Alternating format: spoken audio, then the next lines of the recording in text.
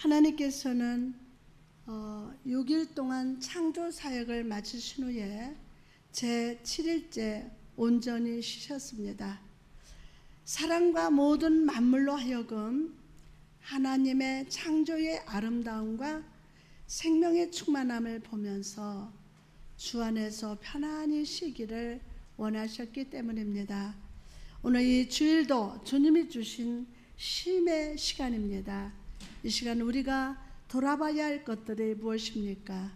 우리가 돌아봐야 할 것들 한 편의 시를 나누면서 생각해 보기 원합니다. 하프타임, 지금까지 아주 잘했습니다. 단 한순간을 스쳐 지나가더라도 땅을 바라보지 말고 머리는 차갑게 마음은 여름처럼 걸음은 사랑하는 이와 걷는 것처럼 산책처럼 걸어가세요. 시간이 저물어가매 아쉬워 말고 노을을 품은 구름을 감상하세요. 이제 딱 절반 지났습니다.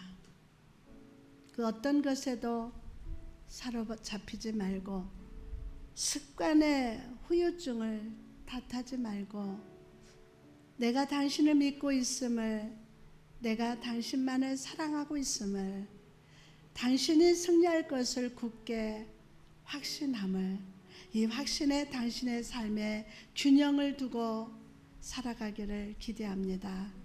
자, 이제 시작입니다. 마음껏 달립시다. 할렐루야. 오늘도 귀한 주일을 허락하시고 우리의 발걸음을 은혜의 자리로 영혼의 쉴만한 물가로 인도하시는 주님을 찬양합니다. 오늘 주님께서 말씀으로 우리 영혼에 복 주시사 나를 향한 주의 사랑과 섭리와 계획을 밝히 보고 깨닫게 하시는 은혜를 베풀어 주실 줄 믿습니다. 사랑하는 성도 여러분, 우리 영적 생활의 목표가 무엇입니까? 한번 말씀해 보세요. 영적 생활의 목표. 그것은 우리가 그리스도 안에 거하며 그분과 함께 살면서 은혜를 발견하고 보고 경험하는 거예요. 은혜를 어떻게 해요? 우리가 그리스도 안에 거하며 그분과 함께 살면서 은혜를 발견하고 보고 경험하는 것. 오늘 그 축복을 받으시기를 주님의 이름으로 축복합니다. 그러므로 그 은혜를 누리려 하는 자는 오직 그리스도를 소유해야 하며 성령 충만한 삶을 살아야 합니다. 사도 바울도 일생일대의 가장 큰 소망이 그리스도를 얻는 것이라고 했습니다. 그리스도를 얻는 것. 바울은 올림픽 경기의 경주자가 월계관을 쓰기 위해서 힘껏 달리듯이 자신도 신앙의 경주자의 위치에서 예수를 얻기 위하여 힘차게 막 달렸습니다. 누구를 얻기 위해서? 예수를 얻기 위해서. 여러분도 이 더운 날씨에 예수를 얻기 위해서 이 자리에 나오신 줄 믿습니다. 아멘. 자, 바울은 그리스도가 그의 소망의 절정이요 열망의 장점이었음을 분명히 하고 있으면서 만일 그리스도를 얻지 못한다면 자신이 소유한 다른 모든 것들은 아무런 의미도 가질 수 없는 무가치한 것들임을 고백하고 있습니다. 빌립보서 3장 8절에서 9절 말씀 보니까 내가 그를 얻기 위하여 모든 것을 잃어버리고 배설물로 여김을 그리스도를 얻고, 누구를 얻고? 그리스도를 얻고. 사도 바울은 은혜의 근원 되신 그리스도에 대하여 아버지께서는 모든 충만으로 예수 안에 거하게 하시고 라고 고백을 합니다. 그리스도 예수 안에 모든 충만이라는 의미는 모든 풍성한 은혜가 그리스도 안에 가득하다는 것을 나타내는 표현입니다. 우리는 우리의 부족함을 채우기 위한 갖가지 은혜를 얻기 위하여 이리저리 뛰어다닐 필요가 없습니다. 왜냐하면 은혜의 보고 되신 그리스도 한 분만을 표대 삼아 나가기만 하면 되기 때문입니다. 우리 나갑시다. 그렇다면 오늘 이제 본문 말씀을 통해서 모든 충만한 은혜에 관한 교훈이 어떤 것인가를 살펴보도록 하겠습니다. 먼저 모든 충만이 담겨져 있는 거대한 장소가 어디인가에 대하여 살펴보도록 하겠습니다. 모든 충만의 은혜를 담을 수 있는 거대한 장소는 그리스도 안에서만이 가능함을 믿으시기 바랍니다. 그리스도 안에가 그 장소야. 그리스도는 하나님과 동등하시기 때문에 지극히 높으신 하나님의 지혜와 지식과 능력을 능히 저장할 수 있는 유일한 은혜의 창고가 되실 수 있습니다. 이사야 40장 12절에서 13절 말씀을 보니까 누가 손바닥으로 바닷물을 헤아렸으며 뼘으로 하늘을 재었으며 땅에 티끌을 대어 담아 보았으며 명칭으로 산들을 간칭으로 작은 산들을 달아 보았느냐? 누가 여호와의 신을 지도하였으며 그의 모사가 되어 그를 가르쳤으랴. 또한 이 모든 충만의 은혜를 영원토록 변치 않고 유지시킬 수 있기 위해서는 반드시 그리스도 예수 안에서 보존되어야 합니다. 예수 그리스도 안에서 보존되어야 돼요. 그리스도 예수만이 어제와 오늘도 그리고 영원토록 변치 않는 분이 되십니다. 그리스도 예수 안에서 항상 새롭고 아주 신선한 은혜가 유지될 수 있습니다. 누구 안에서? 그리스도 안에서. 그리스도 안에서. 그리고 이 모든 충만의 은혜를 원수들로부터 완전하게 지키시고 보호하실 수 있는 분도 예수 그리스도 한 분뿐이십니다. 한 분뿐이세요. 그리스도 예수 안에 거한다는 것은 여러분 성경 지식 안에 거한다는 뜻이 아니라 예수 그분 안에 거한다는 뜻이에요. 여러분 오늘 충만한 은혜를 받기를 원하십니까? 여러분이 충만한 은혜를 받기를 원하십니까? 그렇다면 오직 믿음으로 예수 그리스도와 실질적인 교제를 가지시기 바랍니다. 실질적인 교제. 그럼 예수 그리스도와 교제하며 충만한 은혜 가운데 사는 자에게 주어지는 능력은 무엇입니까? 능력. 첫째로 영적 시각으로 인생을 바라보며 살아갑니다. 영적 시각으로. 헬라어로 본다는 말은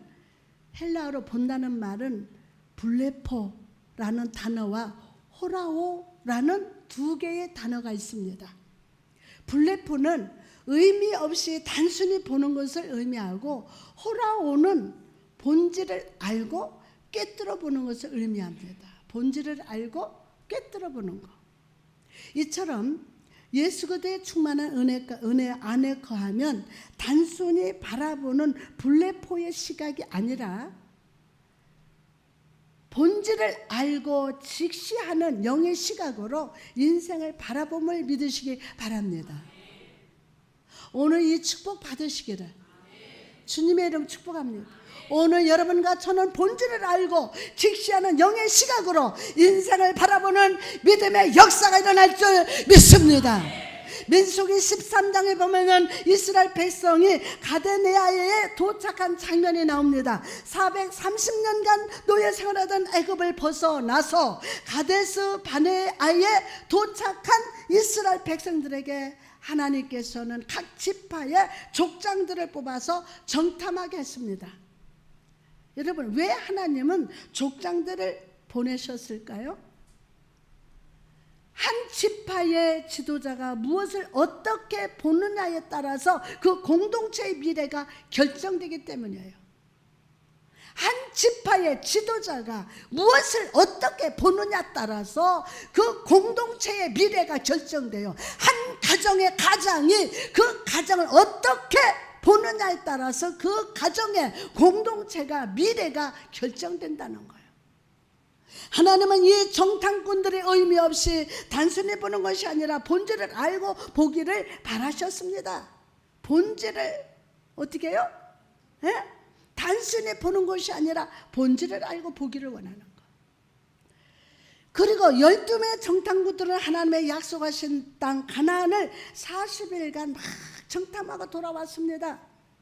민수기 13장 27절에 모세에게 말하여 이르되 당신이 우리를 보낸 땅에 간즉 과연 그 땅에 젖과 꿀이 흐르는데 이것을 그 땅의 과일이니다 라고 보고를 합니다. 정탐꾼들이 보기에 그 땅은 정말로 하나님이 약속하신 좋은 땅이었고 아름다운 과일이 풍성히 맺히는 땅이라고 보고를 했습니다. 그러나 그들은 곧 부정적으로 말했습니다. 28절에 보니까 그러나 그 땅 거주민은 강하고 성읍은 견고하고 심히 클 뿐 아니라 거기서 아낙 자손을 보았으며 또한 32절에서 33절 보니까 이스라엘 자손 앞에서 그 정탐한 땅을 어떻게 했어요?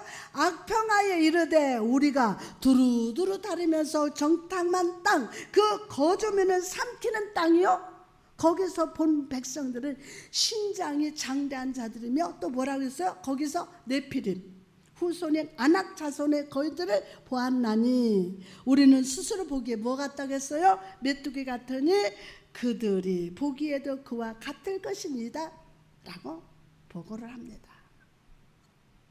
하나님은 모세를 도구로 사용하셔서 이스라엘 백성을 출애굽시키셨습니다. 그리고 광야 생활을 통해서 그들이 더 이상 노예가 아니라 하나님의 백성이요 온 민족의 제사장 민족으로 선택받았음을 가르치시고 깨닫게 하셨습니다. 그런데 지금 이스라엘 백성의 모습을 보시기 바랍니다. 스스로 우리는 메뚜기와 같다고 낮춰 부르고 있습니다. 낮춰 부르고 있어요. 가나안 땅은 축복의 땅이 아니라 저주받은 땅이라고 말하고 있습니다. 예? 그리고 이들의 말 때문에 온 백성이 절망과 낙담에 빠지고 말았습니다. 왜 이렇게 되었을까요? 이 사건의 이면에 악한 영의 역사가 있었기 때문이에요. 악한 영의 역사가 있었기 때문에. 여러분 부정적인 말이 있죠. 거짓말. 이거 뒤에서 악한 영이 조절하는 거예요. 그 사람이 그러는 게 아니라 그 사람이 악한 영의 도구가 되는 거예요. 그 사람이 그러는 게 아니라 그 사람을 사용하는 거야. 창세기 3장에 보면요 뱀이 아담과 하와를 유혹하는 장면이 나와요. 창세기 3장 5절에 보면 너희가 그것을 먹는 날에는 너희 눈이 밝아져서 하나님과 같이 되어서 선악을 알 줄 하나님의 아심이라 이렇게 말해요. 아담과 하와는 뱀의 말을 듣고 선악과를 딱 따서 잡수셨어. 그리고 뱀의 말대로 정말 눈이 밝아졌어요. 정말. 그러나 그들이 밝아진 눈으로 바라본 것이 무엇입니까? 뭐예요? 자기 자신이 벌거벗었다는 것을 보았어요.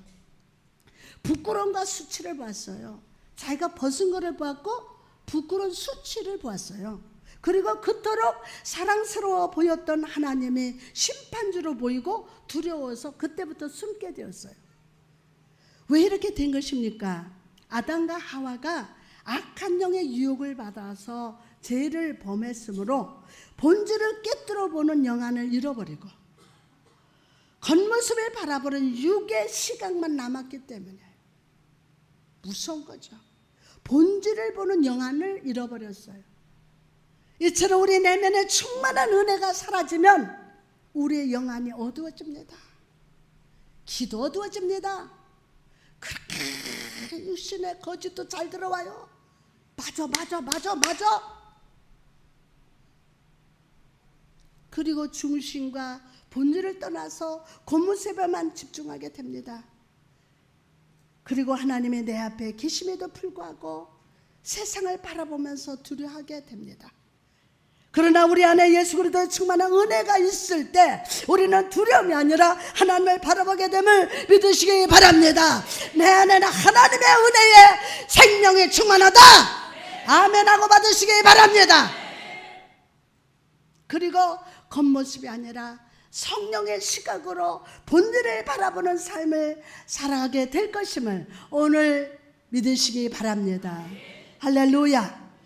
두 번째, 감정이 아니라 겸손함으로 살아갑니다. 감정이 아니라. 사사기 14장에 보면요, 하나님의 능력으로 충만한 사사였던 삼손이 나옵니다. 삼손은 하나님께 큰 힘을 받은 사람입니다. 하나님은 그런 삼손을 사용하셔서 이스라엘 백성을 블레셋 손에 구원하기로 원하셨어요. 그러나 삼손은 하나님 앞에 겸손하게 순종하지 못했습니다. 영으로 반응하고 행동하는 것이 아니라 감정으로 반응하고 행동을 했습니다. 감정으로. 우리는 보통 남자들은 이성적이고 여자들은 감정적이라고 생각합니다. 맞습니까? 그러나 사실 남자도 굉장히 감정적인 동물입니다. 여자는 문제가 있거나 고민이 있을 때 친한 사람과 대화를 합니다. 그러나 남자는 대화를 하기보다는 행동으로 자기 감정을 표현합니다. 문제는 여자는 대화를 풀어가는 반면에 남자는 해서는 안 될 행동을 하는 경향이 더 많다고 합니다. 제 말이 아니라 연구가가 말한 책을 보았습니다. 이렇게 나보고 뭐라고 하지 말고. 여러분, 삼손을 보시기 바랍니다. 그는 블레셋 사람들에게 수수께끼를 냈습니다. 사사기 14장 14절에 보니까 삼손이 그들에게 이르되 먹는 자에게는 먹는 것이 나오고 강한 자에게서 단 것이 나왔느니라 하니라.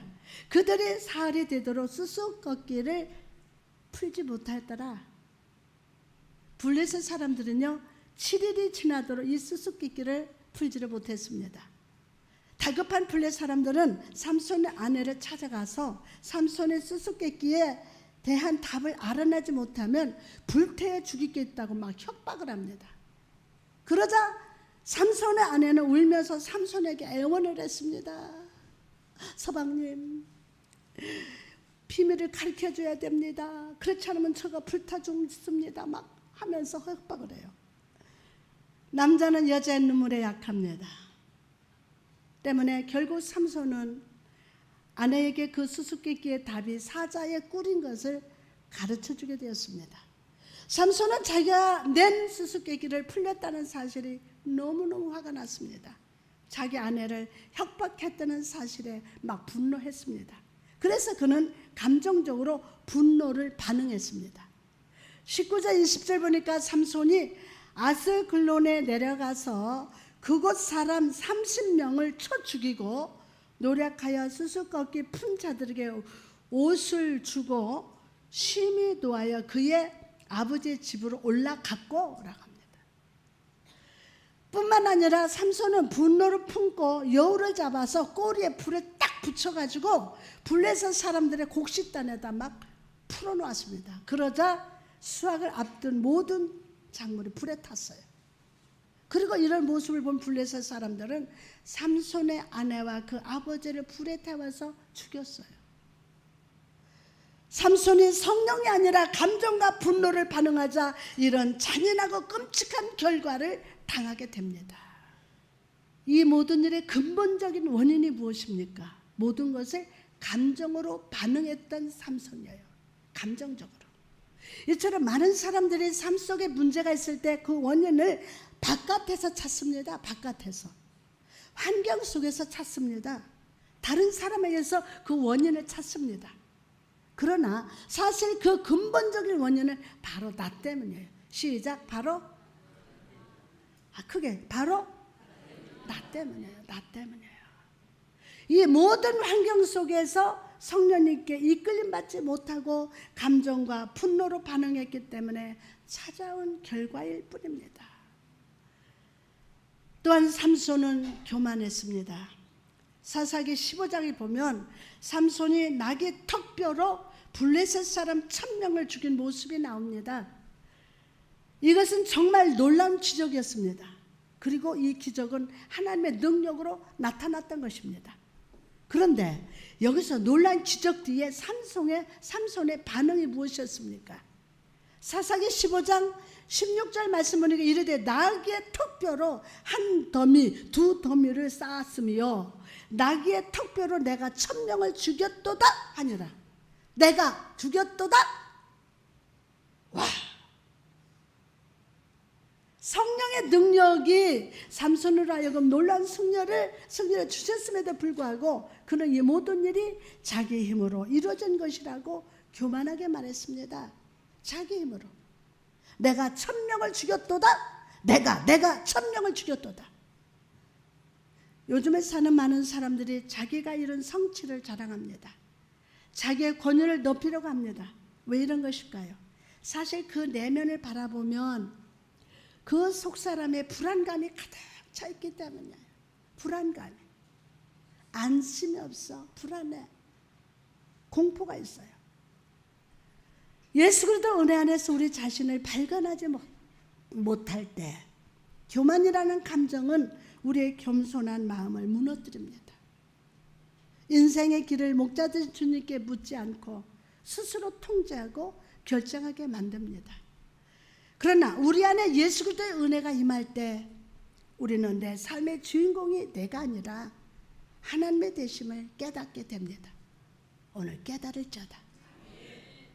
그리고 주님이 내 삶의 주인공이 되실 때 우리는 감정이 아니라 성령의 인도하심을 따라서 겸손하게 순종하며 살아갈 수 있음을 믿으시기 바랍니다. 세 번째로 예수의 충만한 은혜 안에서 교제하는 사람은 성령으로 충만합니다. 성령으로 충만합니다. 성령으로 충만할지어다. 요한복음 1장 16절에 우리가 다 그의 충만한 데서 받으니 라고 말씀하십니다. 이 말씀을 보면 주를 알기 전에 우리의 삶은 비어있는 삶이라는 것을 알려줍니다.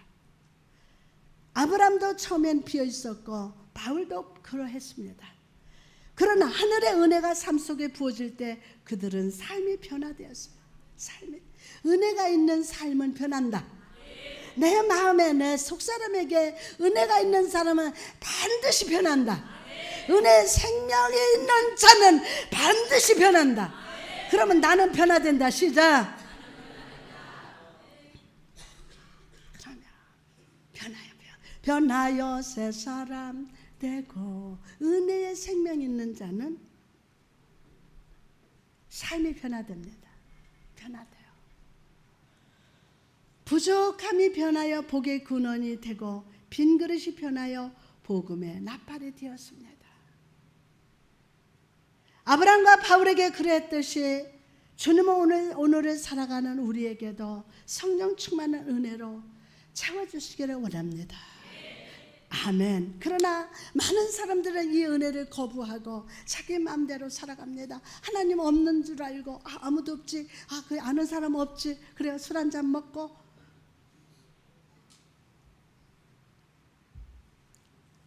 여러분 수련회 가가지고도요 마음대로 해요.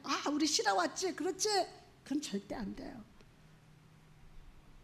하나님 없는 죽은 하나님으로 믿는 여러분과 저는 아니에요. 하나님은 살아계시고 나도 살아있는 전담양이다. 살아있는 최은숙이다. 살아있어요. 살아있는 하나님과 늘 교제해야 돼요. 예배 때문에 하나님 살아계신 하나님이 아니라 일상생활 속에 하나님이 여러분과 함께 하신다. 믿습니까? 성령이 역사하여 주옵소서. 아직도 여러분이 말씀을 먹지 못한다면 여러분 안에는 생명이 없다는 거예요. 죽은 사람이라는 거예요. 오늘 말씀의 생명이 여러분 속에 들어갈 줄다.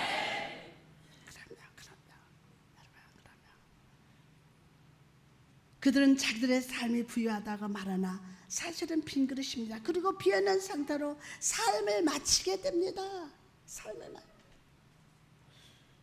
다른 유다를 보시기 바랍니다. 그는 예수를 알았으되 마음으로 믿지 못했습니다. 성령의 은혜를 전혀 받아들이지 못하고 빈 그릇으로 삶을 살았어요. 예수님의 제자인데도 불구하고 그는 믿지 못했습니다. 예수님을 알았습니다. 그러나 믿지 못했습니다. 성령의 은혜를 전혀 받아들이지 못하고 빈 그릇으로 삶을 살았습니다. 그리고 결국에는 아무런 은혜를 품지 못하고 비참하게 삶을 마치고 말았습니다.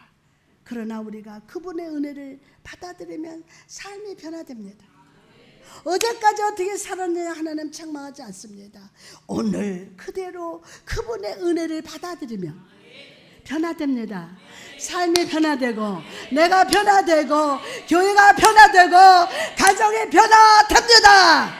베드로를 보시기 바랍니다. 그는 비록 빈 그릇과 같은 사람이었고 무식한 어부였지만 그는 마음속에 예수님의 은혜를 받아들였어요.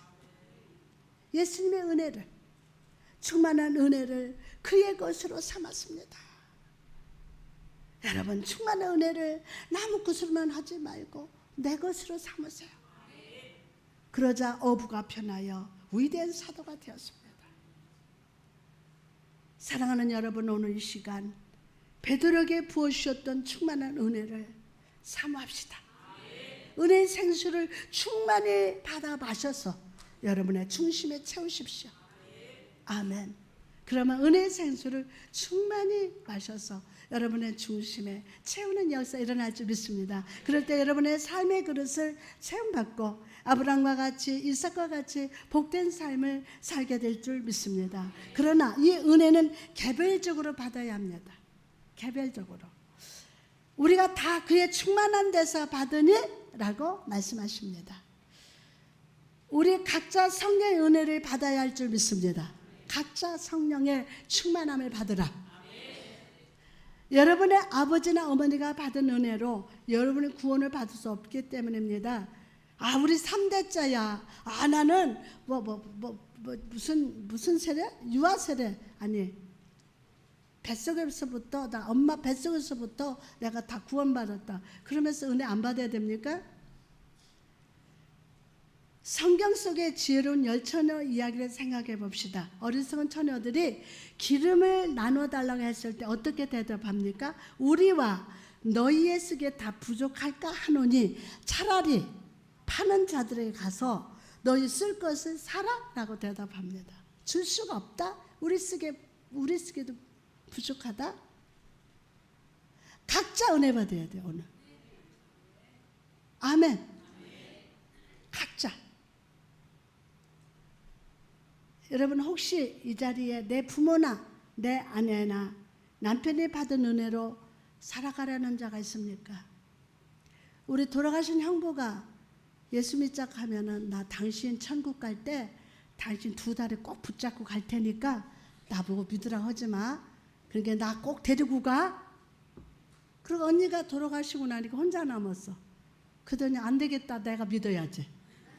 그러고서 믿고 천국 가셨어요.